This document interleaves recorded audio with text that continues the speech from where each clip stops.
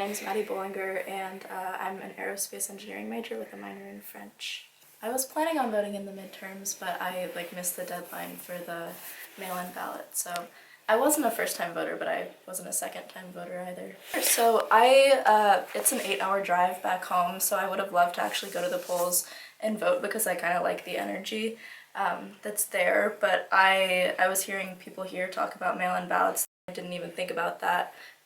And I looked it up one day, and it turned out that the deadline to have it mailed in was the next day. The post office was already supposed to have received it by the next day. So that kind of made me feel defeated. Getting people out to the polls is just a really different story when it comes to midterms. Like we saw with these midterms, it was very different in every state and every district. It seemed that every election was kind of being run on its own, and they were very candidate based. So it was hard to motivate students unless they were very plugged into their district or plugged into where they were voting, because that's where we saw the big turnout that wasn't expected. But yeah, I feel like it's easier to just go to the polling place and vote.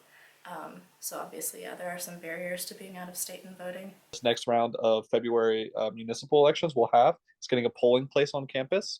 A big thing is just making it easier for students to vote. If you can just vote on campus, there's no reason not to. If you live on campus and you can vote there, there's no reason not to. So that's one big thing we're really trying to do. Just publishing as much stuff as we can related to elections and related to resources to get students involved, whether that's through Oklahoma Votes or other organizations like Oklahoma Democrats, Oklahoma Republicans, or through SGA, just getting the information out there. There's only so much we can do to get students to go, but as long as they have the information, I feel like we're really doing what we can. But I'm really happy with how the college handled it. It seemed like they wanted people to vote too.